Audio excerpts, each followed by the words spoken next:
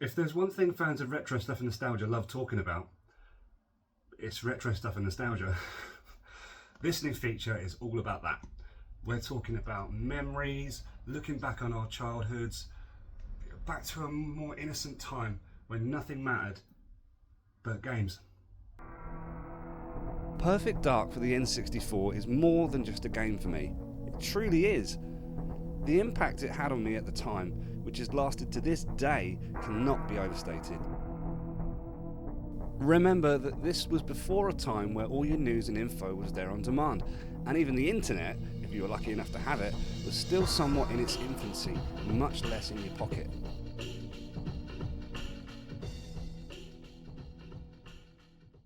Anyway, I still remember to this day how I felt when I first saw this image in the November 1998 edition of N64 magazine.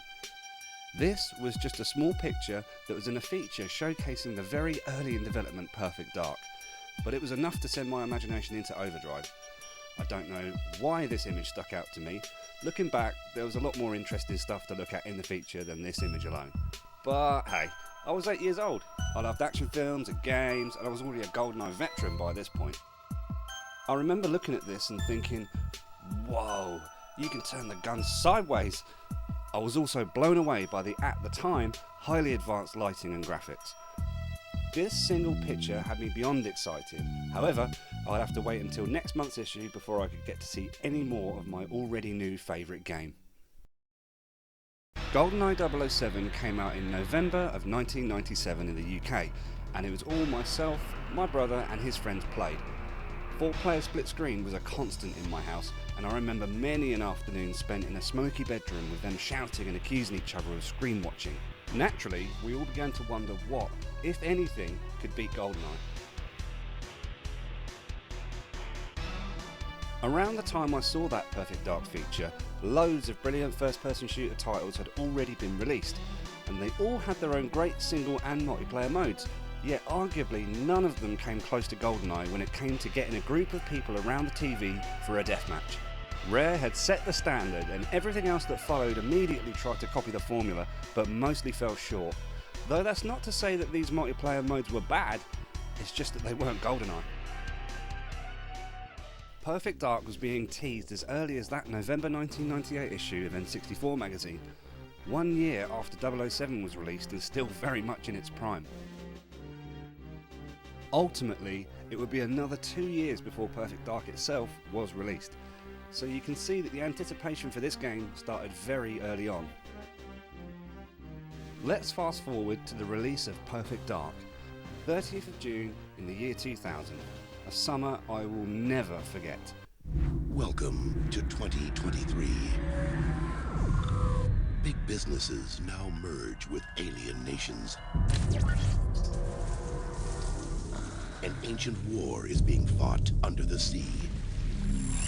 The president is about to be cloned. And it's your job to try and save the world. So you've got an important decision to make. What are you going to wear to work?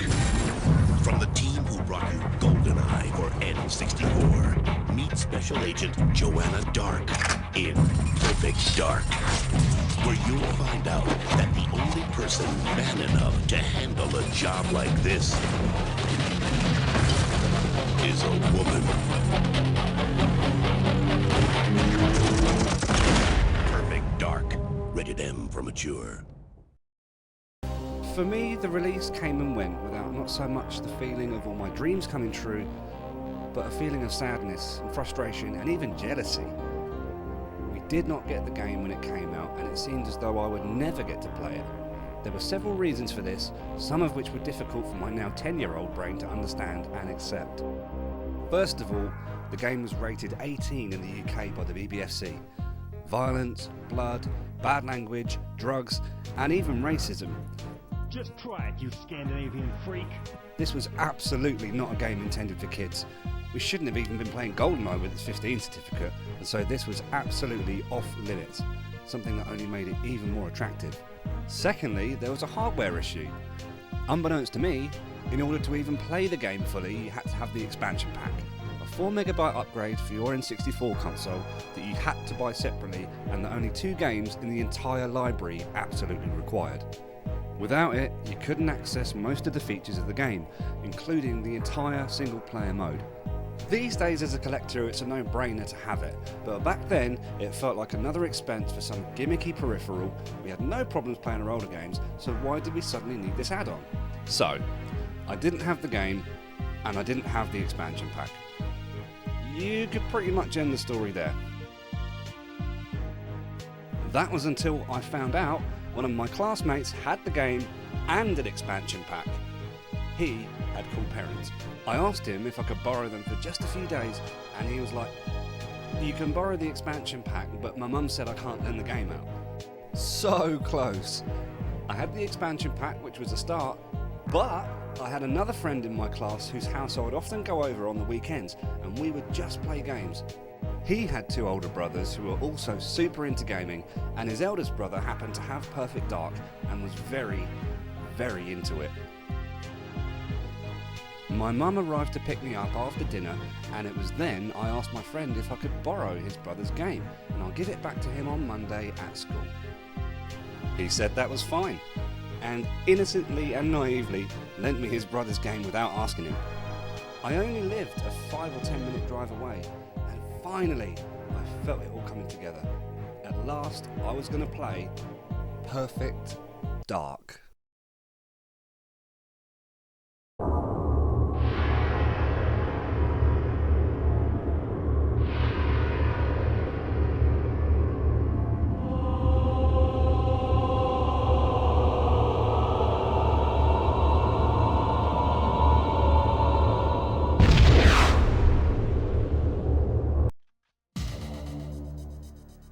As soon as I began the first level, everything fell into place.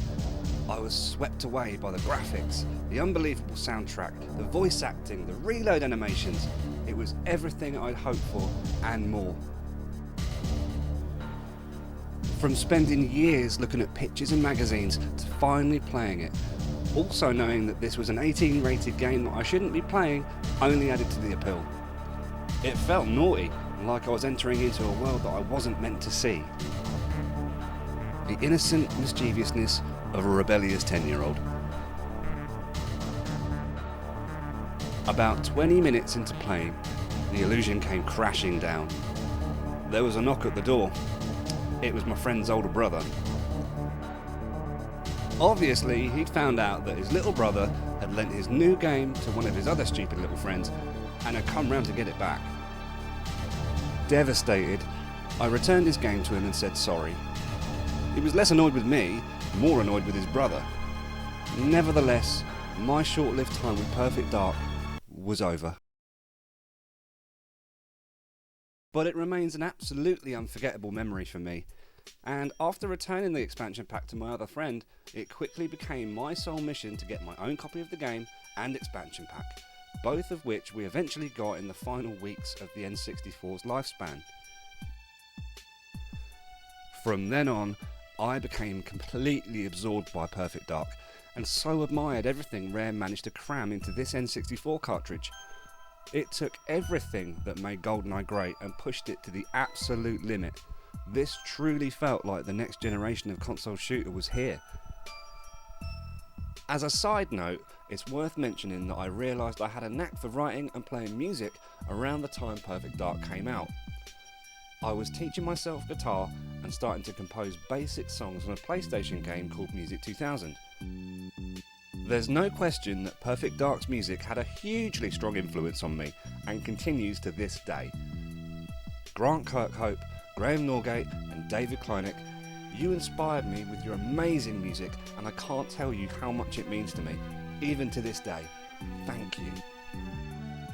In the years between, I've had game collections in various forms, sold them, bought more again, and owned several copies of Perfect Dark. When the Xbox Live Arcade remaster came out for the Xbox 360, I immediately bought that as well and completed it 100% in a matter of days. I now regret selling that Xbox if I'd known then what I know now. 25 years later, I still feel the same way about this game as I did as a 10-year-old looking at the pictures all those years ago.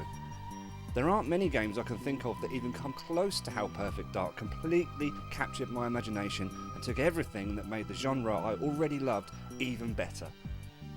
To this day, I still have a copy which I proudly display on my shelf.